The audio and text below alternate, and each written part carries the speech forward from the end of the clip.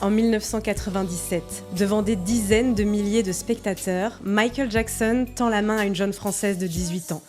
Quelques secondes plus tard, elle se retrouve sur scène, sous les projecteurs, à danser un slow avec l'artiste le plus célèbre de la planète. Un moment privilégié de 3 minutes qui va faire le tour du monde et qui, 30 ans plus tard, continue de fasciner. Cette scène, beaucoup en ont rêvé, elle peut dire « j'y étais ». Je l'ai vécue. Cette femme est à présent à la tête du département musique de YouTube. Elle s'appelle Solène Laurie et elle est avec moi aujourd'hui pour tout raconter. Il se prépare pour bloquer des axes routiers. Nous sommes en guerre. Soupçonné d'avoir participé aux casses du siècle. Notre-Dame de Paris en flammes. La reine est décédée. Un avion s'est encastré dans une des 2 tours.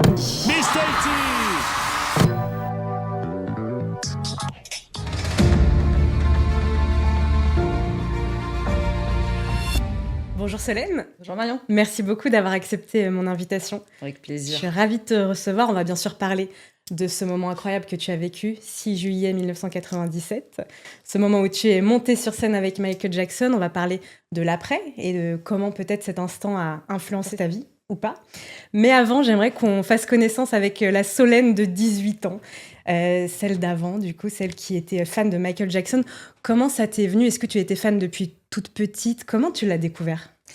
Alors, faut remonter un petit peu avant 18 ans. J'avais 13 ans, donc Ok. j'étais en 4e. Et mon père voulait nous offrir à moi et ma sœur un concert. Et c'était le début un peu des concerts dans les stades.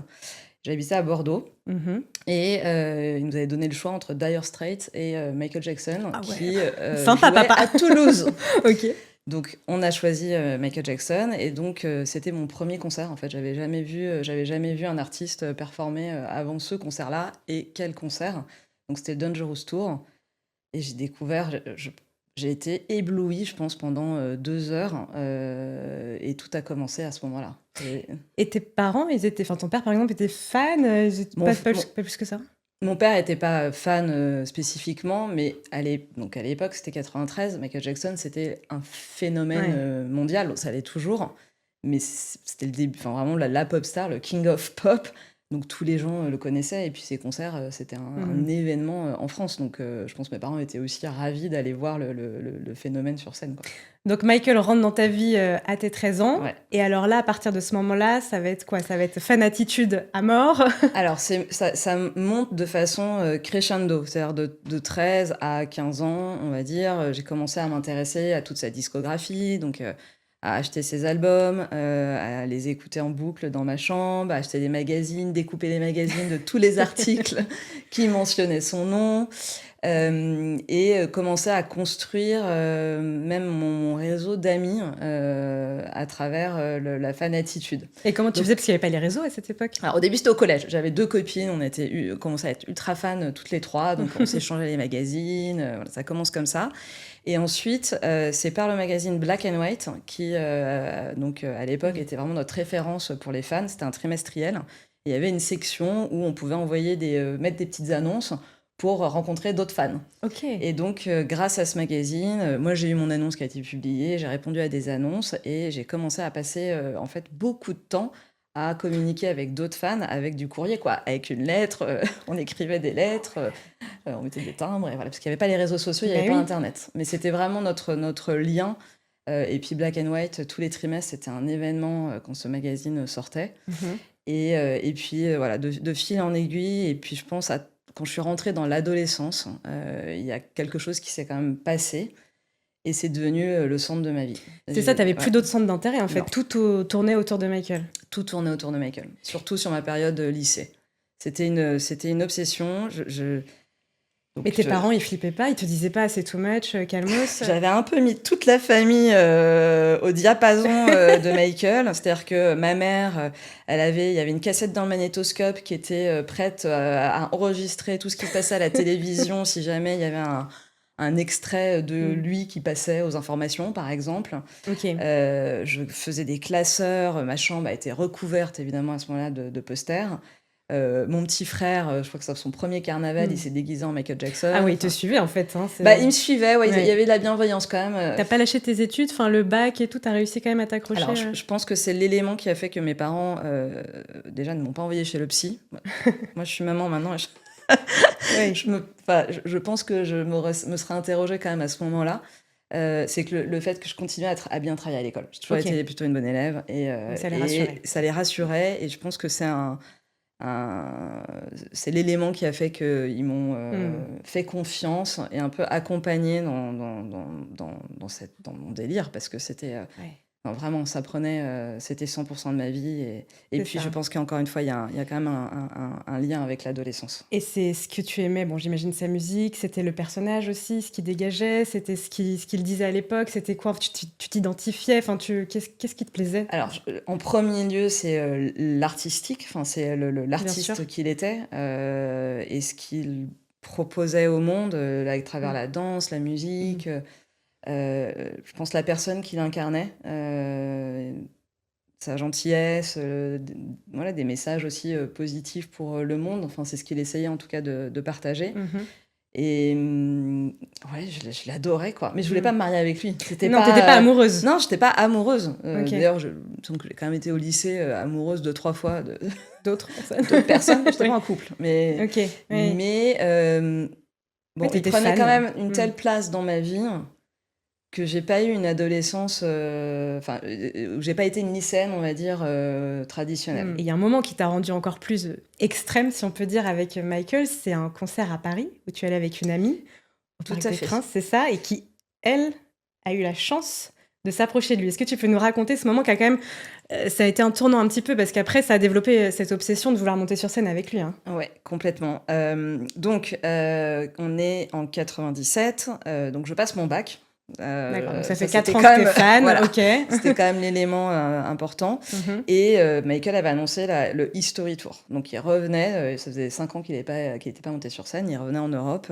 Et donc j'avais acheté mes billets pour un certain nombre de concerts, dont Paris, qui faisait 2 concerts au Parc des Princes, le 27 et 29 juin. Et donc là, j'étais hébergée chez ma correspondance, ma copine Corrèze, que j'avais rencontrée grâce à Black and White, dans sa maison à Paris pour aller voir les concerts. Parce que toi, t'habitais où? À Bordeaux. À Bordeaux, ouais. Et on était tout un groupe de fans bordelais quand même qui étaient montés à Paris pour le concert. On avait dormi devant le Parc des Princes le premier soir. C'était dehors, dehors, à Boulogne. Sous une tente Non, dehors comme ça. Voilà. Et on avait été après poussés par les CRS le matin. Bon, c'était très chaotique quand même. Parce que l'objectif, c'était d'être au plus proche devant. L'objectif, c'était d'être devant au premier rang, évidemment. C'est d'être le plus près possible au concert. Premier concert, on était dans la fosse, mais pas au premier rang. Deuxième concert, c'était donc le 29 juin. Et là, on arrive au premier rang, un peu sur la gauche, donc ma copine et moi. Et donc, on était trop contents d'être aussi près de la scène. Et on savait qu'à chaque concert, il y avait une fille qui venait danser un slow avec Michael. Oui, c'est vrai qu'il faisait ça, il avait ce rituel, en fait, à chaque concert. Exactement, pendant la chanson You Are Not Alone. Donc, c'était après la 5 ou 6e chanson. Évidemment, le mot était passé entre les fans. On savait que ce moment allait arriver. Et donc, Célia et moi, on commence à hurler, pleurer, à faire un peu des hystériques, on va pas se mentir, pour se faire repérer du garde du corps. Et éventuellement être prise pour monter sur scène. Et là, les gardes du corps s'approchent, donc au moment de la chanson du You Are Not Alone. Donc j'ai le cœur qui bat à 200 à l'heure. Et ils prennent mon ami juste à côté de moi. Ah oui. Et c'était un moment... j'étais dépitée. C'était comme... j'avais l'impression d'être à 2 doigts de gagner, comme si on gagnait au loto, et que mon rêve ultime m'échappait, quoi. Mais en même temps, t'étais pas un peu contente pour ton ami? Non, là, à ce moment-là, ça comptait pas. Franchement, je vais être honnête, j'y arrivais pas du tout. Ouais, tu étais trop déçue. Non, trop déçue. J'étais extrêmement déçue. J'arrivais à peine à regarder. En fait, c'est horrible parce que elle était aussi. Forcément, c'était un moment unique pour elle, mais vraiment sur le moment, j'étais dépitée. J'ai pleuré un bon moment pendant tout le concert. Elle est revenue après dans la fosse. Ils l'ont remis dans la fosse. Et Ouais, j'ai essayé quand même de la prendre dans mes bras, et cetera, mais c'était vraiment, vraiment dur. Elle J'étais était aux anges. Oui, alors elle était, Ouais. effectivement aux anges, elle Bah, avait vécu forcément. un moment, extraordinaire, ouais. Et c'est à ce moment-là où vraiment l'obsession va naître. Tu te dis, je vais retourner à tous ces concerts et je vais y arriver. Exactement. Mmh. À ce moment-là, je me dis alors les gardes du corps sont revenus me voir, en fait, à la fin du concert. OK. Ils ont vu dans quel état, émotionnel, j'étais. Ils étaient un peu dépités et en fait, ils m'ont fait signe. On me parlait en anglais, donc je parlais pas en plus très bien en anglais à l'époque, pour me faire comprendre que s'ils me revoyaient devant, dans la même zone, voilà, ils se souviendraient de moi. Donc Ah. je me souviens avoir dit, «Oui, je serai à Munich, je serai à Munich». Et comment tu faisais à 18 ans pour suivre financièrement parce que ça devait pas Mmh. être donné une place? Je faisais des petits boulots, à côté, Ok. en parallèle de mes études. J'avais commencé à travailler, je pense à 16 ans, Pour ça? j'étais, caissière. Oui, pour, voilà, pour- pour subvenir à à ta ça passion? oui. Mmh. Et pour la petite anecdote, j'avais quand même essayé de masquer un voyage à Londres, auprès de mon père en lui disant que j'allais, apprendre l'anglais, que je partais 15 jours. Sauf qu'en fait, il y avait des concerts à Wembley et donc j'allais surtout pour les concerts jusqu'à ce Ah qu'il ouais. l'ait découvert et là, il m'a dit: «Alors, soyons clairs, je ne paierai pas ton voyage, Oui. tu te débrouilles, et Oui, faut pas déconner. faut pas déconner, quoi». Ok, donc tu as réussi à aller à toutes ces dates. Munich, c'est combien de temps après là, le concert de Paris? Alors Munich, il y avait 2 concerts, les 4 et 6 juillet. Donc D'accord. c'était quelques jours après, je partais de Paris à Munich avec une correspondante aussi que je n'avais jamais rencontrée avant, Ok. une Russe que j'avais rencontrée aussi à travers le magazine Black and White, qui avait organisé ce voyage Mm. avec un petit groupe de fans. Et donc Ouais. j'avais 17 ans. Et quand j'y repense, je me dis, mais mes parents, Ah, enfin, je veux dire, il n'y avait pas les téléphones portables. Mais c'est vrai, ils t'ont fait confiance à 100%, ils ont pas J'ai eu dormi peur. par terre dans une auberge de jeunesse à Munich, j'avais pas de logement, enfin bon, n'importe quoi. Bah, en J'étais même temps, ça complètement t'apprend la tellement- débrouillardise et cette. Enfin, je sais Oui, pas, puis hein, comme quoi enfin, la passion, en fait, emmenait aussi sur des terrains où on transcende la peur, quoi. Enfin, finalement, la peur, elle n'existe plus. Et c'est une question que je me pose, ça n'a rien à voir, mais quand on fait autant de concerts, on se lasse pas parce que j'imagine que bon, il y a peut-être des petites nouveautés à chaque fois, mais ça reste le même concert. Pardon pour les fans, mais je veux dire, il n'y a pas de différence entre le 4 juillet et le 6 juillet à Munich. Donc, toi, tu as toujours le même plaisir à voir l'artiste. Bah, les quelques minutes d'avoir Michael devant nous, enfin les Ouais. 2 heures suffit. Enfin et puis Ouais, bon, là, les pas de certes, les lassitude. performances, mais non, non, aucune lassitude. Enfin, si j'avais pu faire, je pense à cette époque, la tournée dans le monde entier, je l'aurais faite. Et d'ailleurs, je m'étais dit, de toute façon, si je ne monte pas sur scène, je continue jusqu'à ce que C'est dingue. voilà, jusqu'à ce que ça m'arrive, quoi. Enfin, c'était inconcevable de repartir de cette tournée sans avoir vécu ce moment-là. Alors, le 4 juillet, va rien se passer à ce concert de Munich. Donc, là encore Le une 4 déception. juillet, Ouais. deuxième déception, le garde du corps me reconnaît, donc j'arrive au premier rang, j'avais pas dormi devant le stade, mais j'étais arrivée devant assez tôt. Et puis les Allemands sont beaucoup plus disciplinés que les Français, donc c'était plus facile de se faufiler au premier rang. Le garde du corps me reconnaît, il me fait un petit signe, donc je me dis, ah, j'ai peut-être mes chances. Le concert démarre, You Are Not Alone arrive, et là, ils vont chercher une fille dans le public, assez loin de moi. Donc j'étais dépitée. Je me suis dit, c'est pas possible. Bon, en fait, je sais plus dans quel état. Ouais, je pense que j'étais encore triste, mais je voulais rien lâcher, quoi. D'accord. Oui, et tu te dit, ça va Ouais. venir, j'abandonne pas. Ok. Donc, le 6 juillet arrive justement. On va la regarder, cette vidéo, parce que elle a été captée pour la télé. C'était un concert filmé pour la télévision à l'époque. Alors c'est ça, en fait, la chance que j'ai eue. Oui. Parce qu'ils n'étaient pas tous Parce filmés. qu'ils n'étaient pas du tout filmés. Bah, mon amie à Paris, elle a eu des photos, mais elle n'a pas eu un Ouais, souvenir c'est une sacrée vidéo. chance, hein, parce que la vidéo, vous allez voir, elle est exceptionnelle. Tu te rappelles de ton état émotionnel avant ce concert? Est-ce que, par exemple, tu te préparais, tu t'es dit, si j'allais sur scène, il faut que je sois habillée de telle manière? Est-ce qu'il y avait une préparation mentale, physique, un petit peu? Je pense un petit peu, Ouais. quand même. J'avais pas complètement occulté mon objectif, et puis le fait que les gardes du corps m'avaient repéré, et que si j'arrivais devant, j'avais quand même une chance d'eux. D'accord. Donc j'avais ce petit nounours qu'on voit sur la vidéo, j'avais écrit I love you, Mhm. parce que Michael, on lui distribuait tout le temps des cadeaux, il adorait les pluches. Donc j'avais sans doute un petit peu anticipé en me disant, bon... Ouais. Et puis bon, après, hein, quand on est sur un concert, on attend toute la journée debout devant les stades, faut être quand même équipé, être habillé de façon Bien sûr. décontracter et être à l'aise parce que c'est très long, Et- une journée à attendre. Tu savais pas qu'il était filmé? Tu l'as su Non, je l'ai su, je pense, sans doute pendant les concerts à Munich. On nous avait dit que les concerts Ok. étaient filmés, Ouais, bon, mais on c'était n'avait pas les plans de diffusion. Je savais pas exactement comment ça allait Ok. être exploité. 6 juillet, du coup. Ça y est, ça arrive. Ouais. Le grand moment qui va changer ta vie d'adolescente. En tout cas, je sais pas si ça changera toute ta vie, mais on va le regarder. Tu vas nous décrypter tout ça après. Allez, c'est parti. T'as pas changé.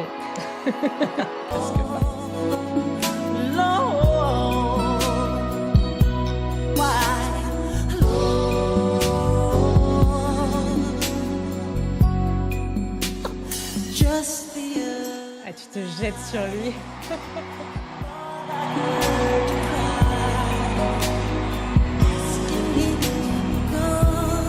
C'est un état de transe en fait, un peu.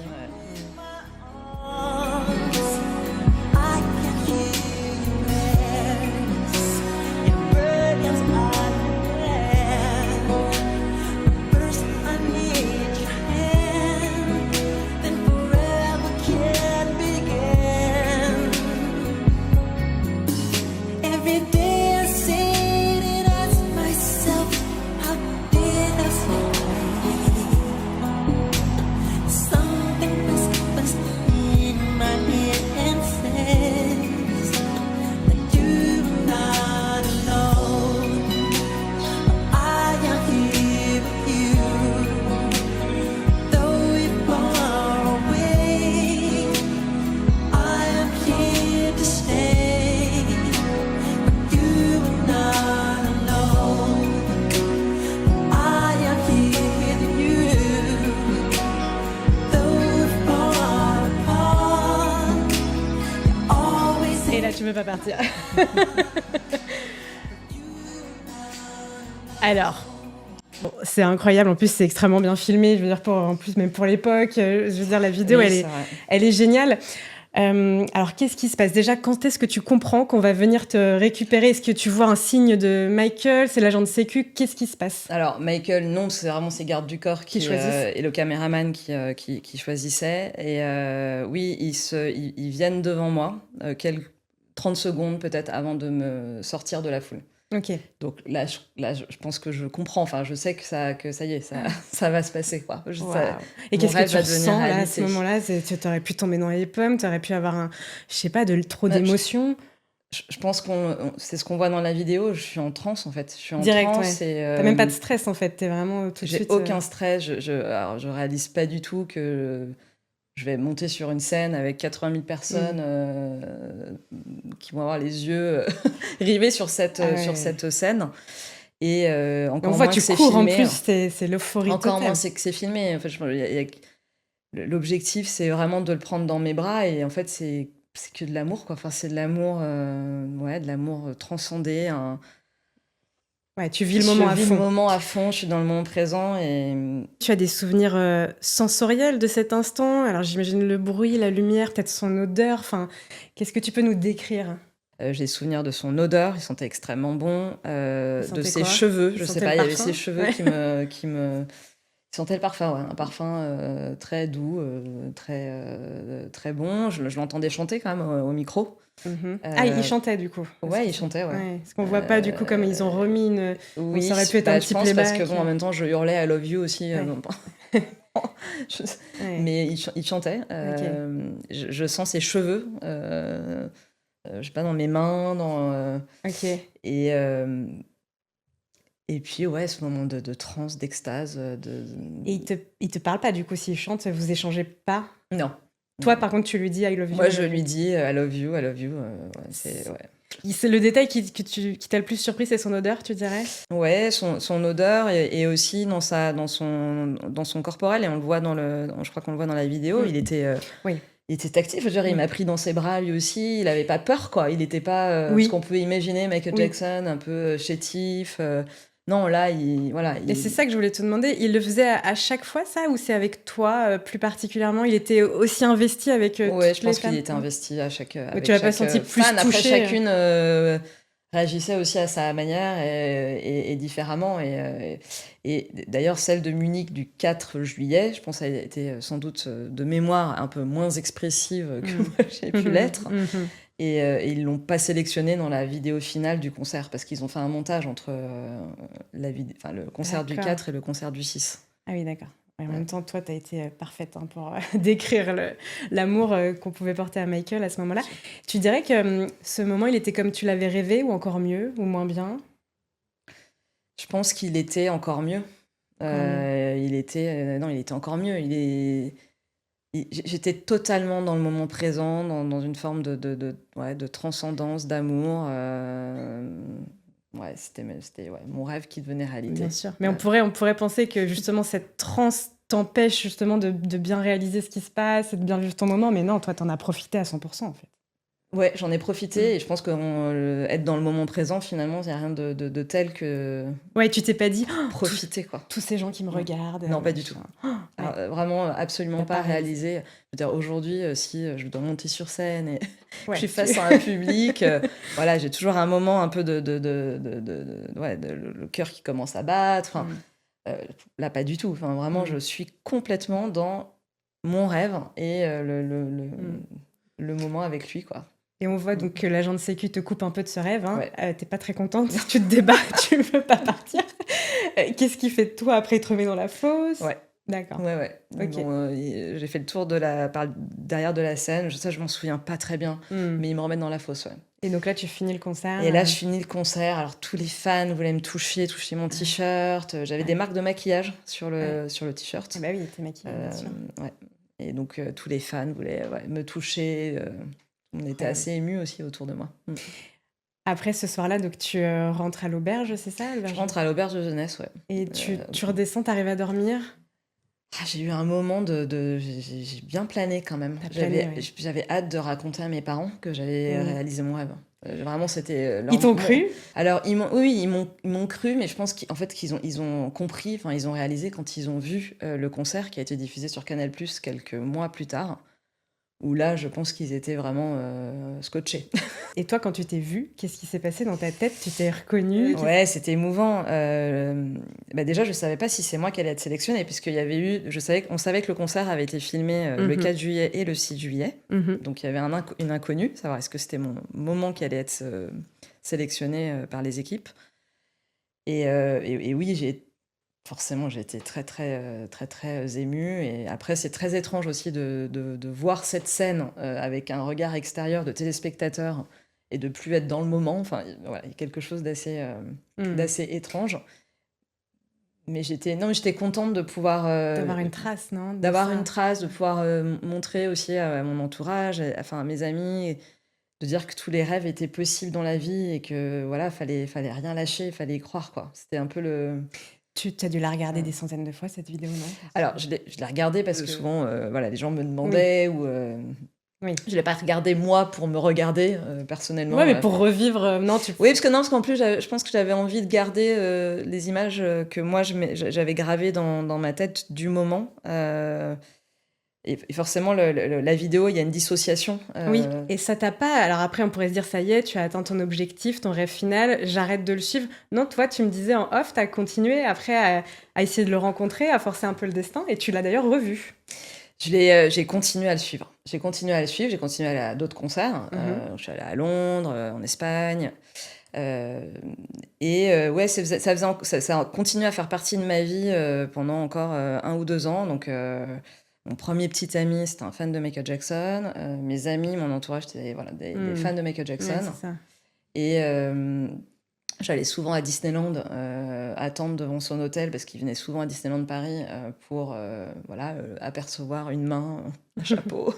Et je l'ai rencontré une fois à cette occasion. Il m'a signé un autographe. Le moment était assez rapide, mais... Et toi, tu dirais que cette aventure, ce moment, tout ça, là, ça a forgé quand même ta personnalité?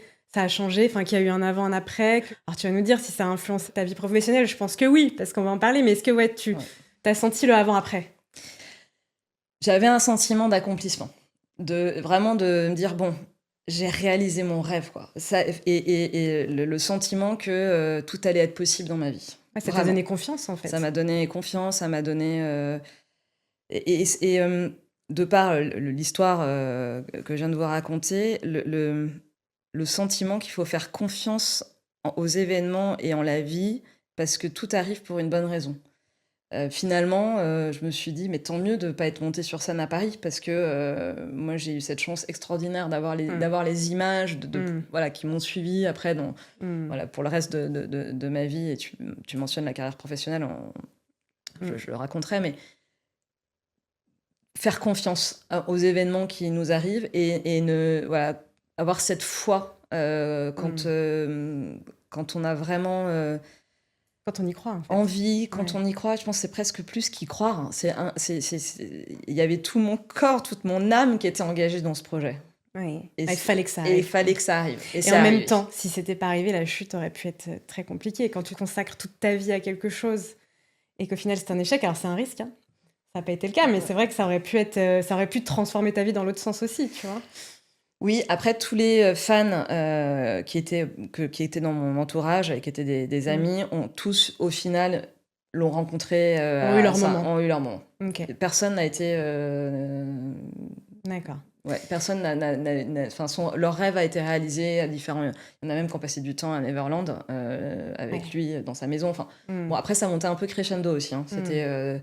Il y avait une compétition entre les fans. Bien sûr, ouais, de la jalousie, De la peut-être. jalousie. Moi, Mm. on se passait pas les messages. Si on savait qu'il était à tel endroit. Ah oui. Ouais, c'est un peu le côté Ah humain, oui. pas très sympathique qui ressortait finalement parfois Ouais, bah forcément. ouais. ouais, Mm. de- Et à ce des groupes de moment-là, fans.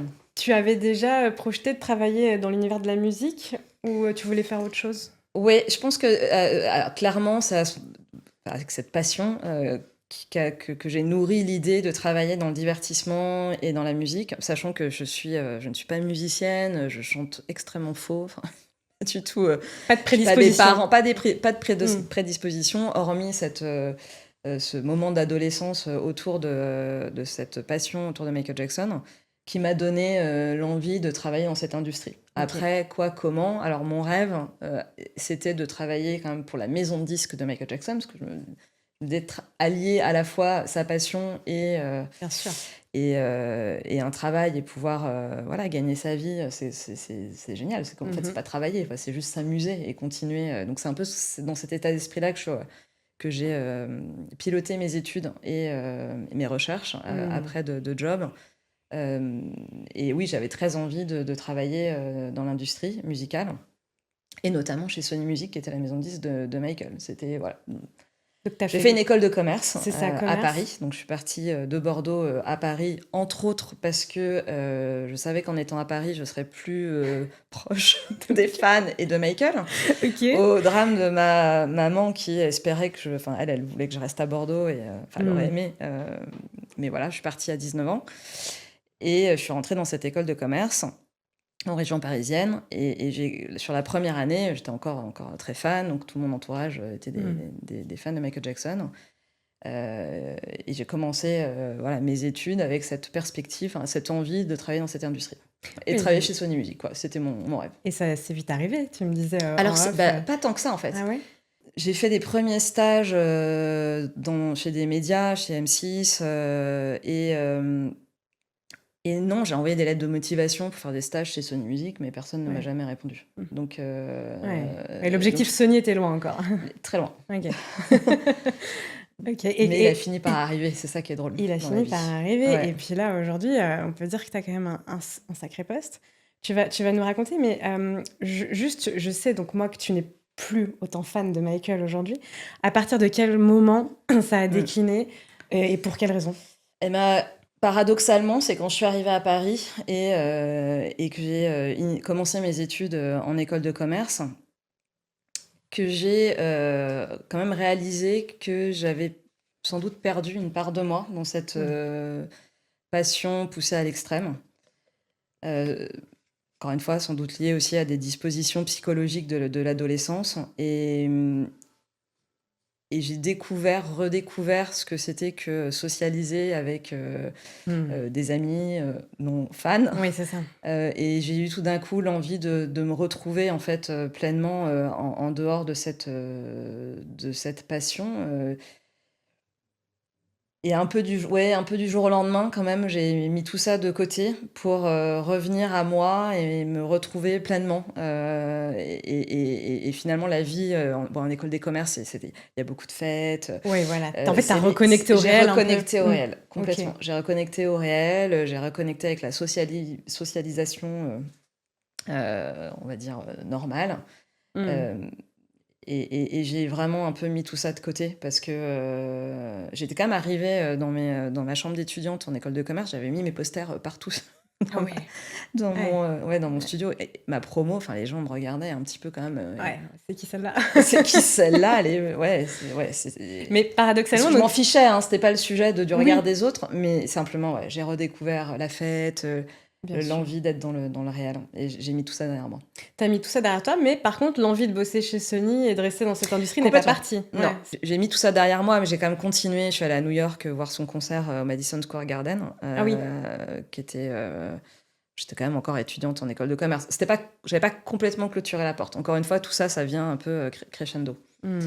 Est-ce que les polémiques, les accusations, l'accusation d'agression sexuelle sur les mineurs, tout ce qu'on connaît de Michael Jackson, est-ce que ça aussi, ça a pu un petit peu ébranler ton admiration pour lui? Il y a quand même cette grosse partie-là dont on est obligé de parler, quoi. Bien sûr. Alors, pas du tout. Alors, quand il y a eu la première affaire, l'affaire Chandler en 93, alors là, 93. j'étais arc-boutée. Voilà, pour moi, j'étais encore une fois ado, 13 ans. J'avais pas Tout beaucoup ça, de c'était pas du tout avant de que tu recul, vives hein, enfin, ça. Ouais, voilà, je le défendais corps et âme.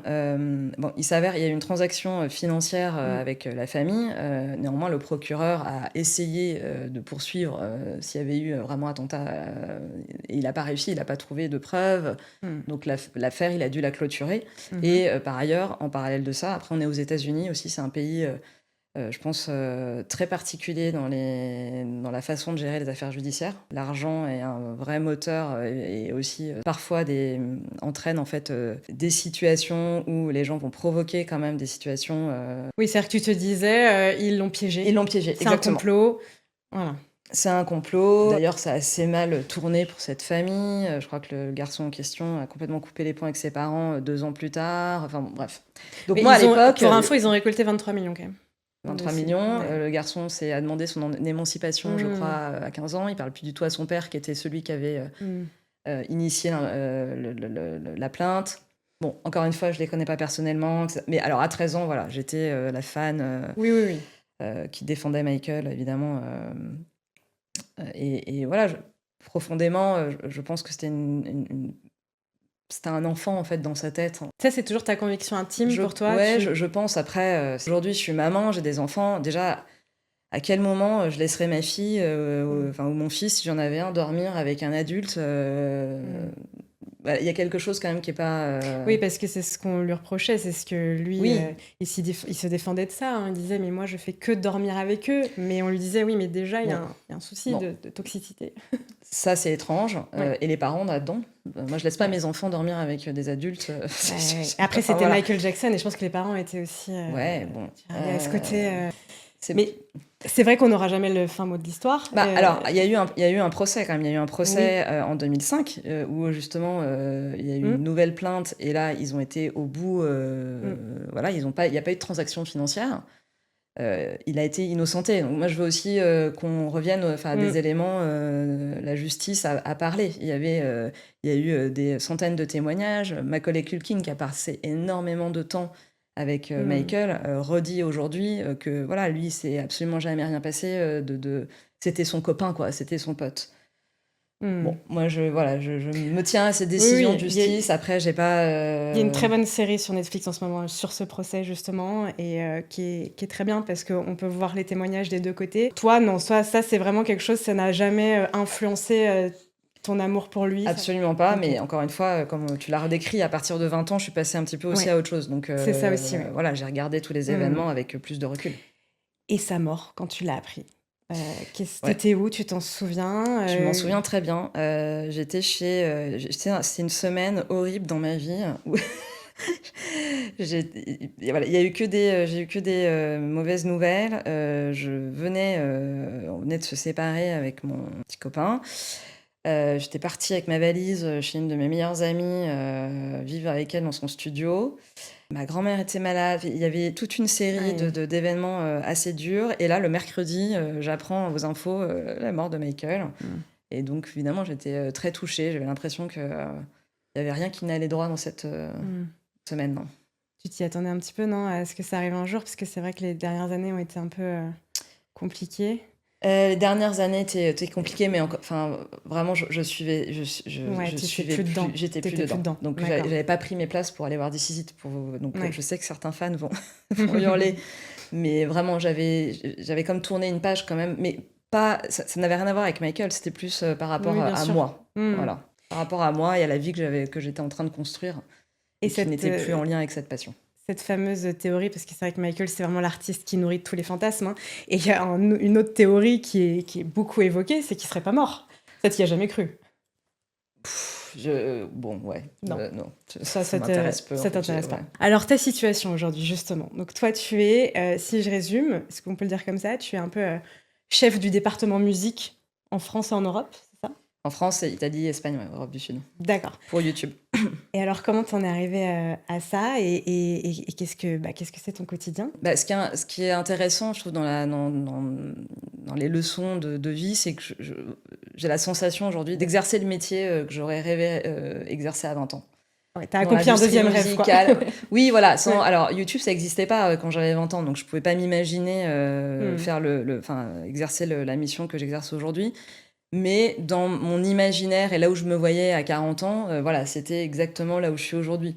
Donc j'ai encore une fois, cette conviction que on crée aussi notre chemin. Bien sûr. Et voilà, c'est ce que je retiens aussi, encore une fois, de ce moment, de ce rêve réalisé en montant sur scène avec Michael.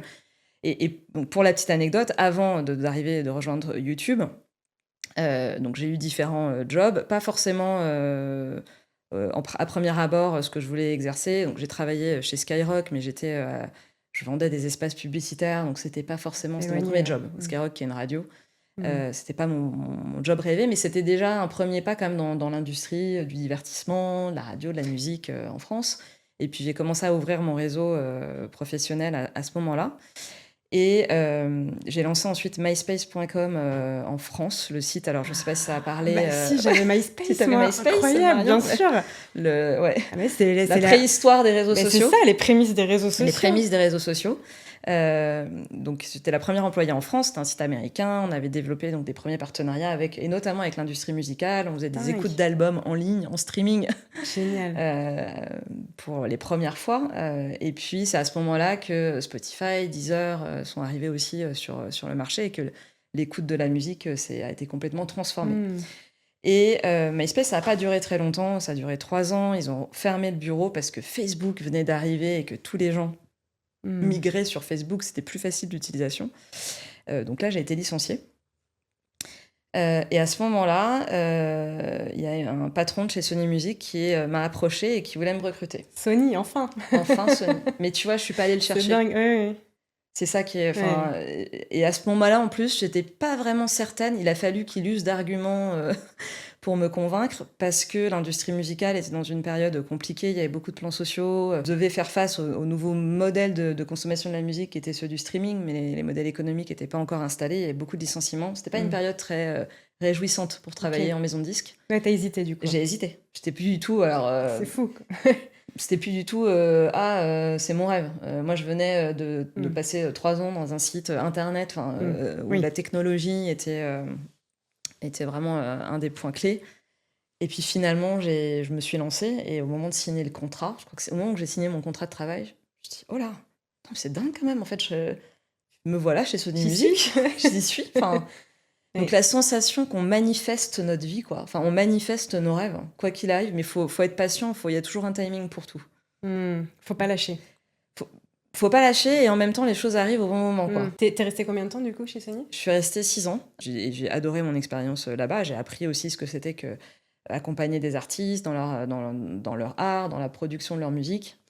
Et tous les services qui sont autour, tous les gens qui travaillent pour faire en sorte que cette musique, elle trouve du public. Et, donc ça a été une très chouette expérience professionnelle. Et du coup, quand t'es arrivée YouTube, alors c'est juste après ou il y a eu encore d'autres... Et YouTube, un peu la même histoire. Je pense qu'au bout de 6 ans, j'avais fait le tour de mon poste et je me je m'interrogeais sur mon avenir professionnel, qu'est-ce que je pouvais faire ensuite. J'ai eu 3 congés de maternité d'affilée.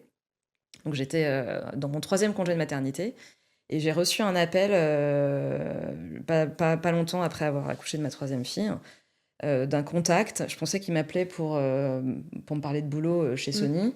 Et il me dit non, je t'appelle pas du tout pour ça. En fait, j'ai changé de job, je viens de rejoindre les équipes de YouTube et il cherche quelqu'un pour s'occuper des partenariats musique. Ça fait 6 mois, il y a plusieurs candidats et candidates qui sont en lice. Mais j'ai pensé à toi, qu'est-ce que t'en dis? Et vraiment, à ce moment-là, s'il y avait un job rêvé pour moi, c'était de rejoindre une boîte tech comme YouTube et Google et d'implémenter aussi mon expertise, mon savoir-faire que j'avais acquis chez Sony au sein de ces structures-là. C'était vraiment mon job de rêve. Donc encore une fois, ça arrive pile au bon moment. Et ça arrive pile au bon moment. Et je connaissais, donc j'ai remplacé quelqu'un qui était déjà à ce poste-là, qui était parti dans une autre entreprise. Je connaissais très bien cette personne. Je pense que si j'avais su qu'elle partait, j'aurais envoyé mon CV et voilà, suivi les process. Ça n'aurait pas marché. Enfin, en fait, on est venu me chercher. J'ai passé les entretiens en 1 semaine. Et la recruteuse de chez Google m'a dit, mais bon, alors c'est la première fois qu'on fait un recrutement aussi rapide chez Google. Voilà, en 1 semaine, j'avais mon proposition de contrat de travail. Encore une fois, la sensation que dans la vie, j'ai pas ramé pour arriver là où. Ouais, c'était aligné, quoi. Non, c'est aligné. Je pense que c'est il y a cette foi, cette confiance. Et en même temps, tout ce que tu as vécu, ça a forgé tout ça. Par exemple, j'imagine que quand tu étais jeune, tous ces déplacements, cet amour de la musique, ça t'a par exemple permis d'apprendre l'anglais. Moi, à 18 ans, je parlais pas un mot d'anglais. Donc, j'aurais pas pu avoir cette trajectoire. Ouais. Et toi, c'est peut-être aussi ça, tu as été bilingue très vite. Et en fait, je pense que c'est toutes les pièces qui s'empilent. Ouais, je suis partie aux États-Unis étudier pendant 2 semestres à l'université dans le cadre de mes études d'école de commerce. Ouais, donc tu étais donc parfaitement fluente. ça m'a aidé à parler anglais par la suite, mais Donc ça consiste en quoi? Du coup, tu gères les partenariats musique, c'est-à-dire? ouais, on accompagne en fait les labels de musique et les artistes à développer leur audience sur YouTube, à mieux comprendre tous les outils qu'ils peuvent utiliser sur la plateforme pour rencontrer leur public, exposer la musique à l'audience et voilà, se faire la voix en fait de YouTube auprès de l'industrie musicale et des artistes. Ok, donc forcément, tu es toujours très branchée musique. Je suis très branchée très musique, alerte sur j'écoute de la musique évidemment toutes les semaines.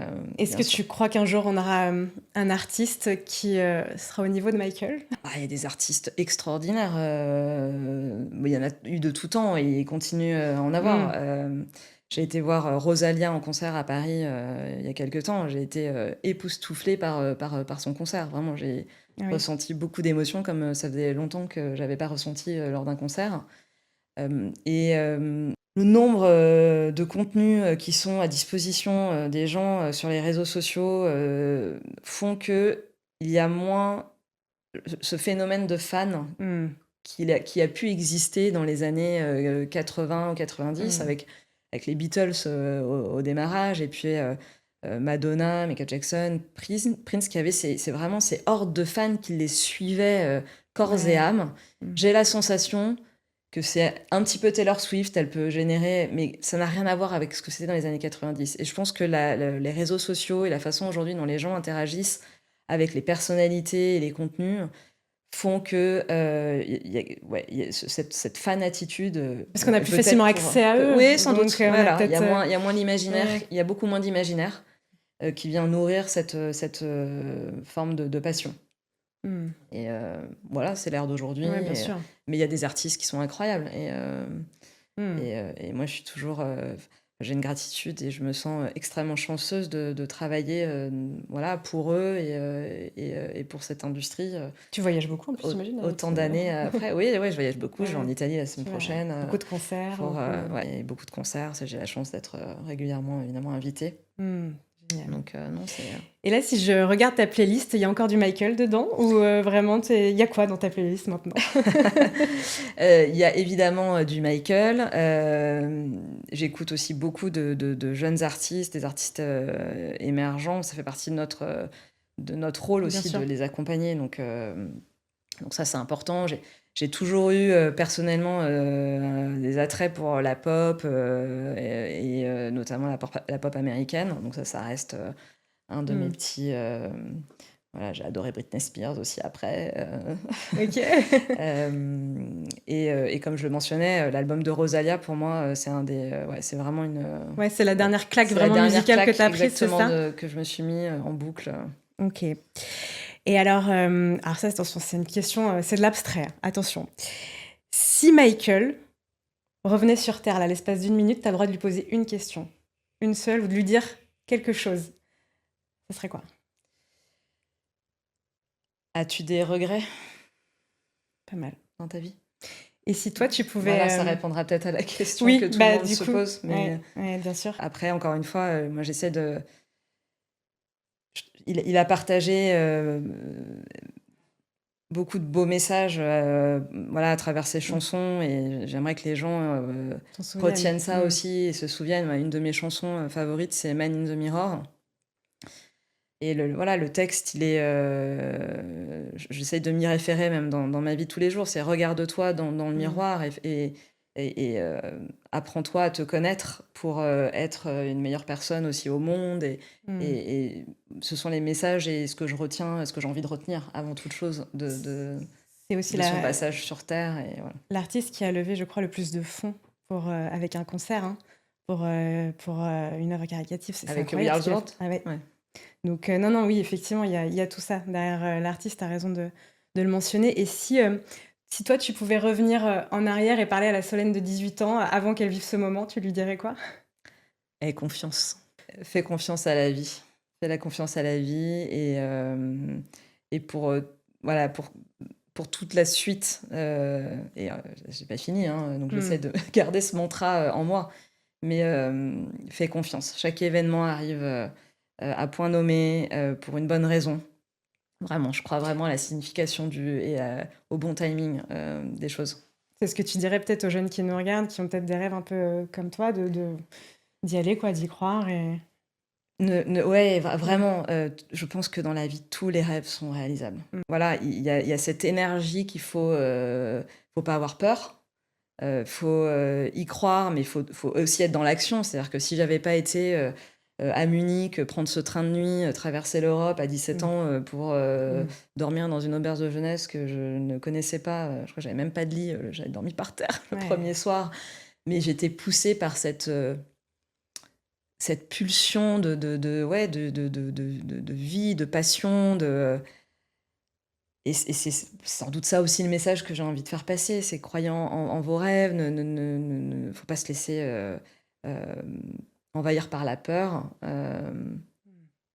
Et pas se Et tout laisser atteindre arrive par au les bon échecs moment. aussi, parce que voilà, comme toi, t'en as vécu. Oui, j'ai des échecs. vécu beaucoup d'échecs et professionnels, personnels aussi, mais même ceux-ci, ils ont toujours été... déjà, on apprend. On apprend sur soi, on apprend à faire différemment. Et j'aime pas trop ce mot échec parce qu'en fait, ils n'ont jamais été des échecs, ils ont toujours été un tremplin vers autre chose d'encore plus fort. Et voilà, l'exemple du 29 juin à Paris est une bonne illustration. Oui, bien Voilà, sûr. c'est plutôt une image que j'ai envie de partager.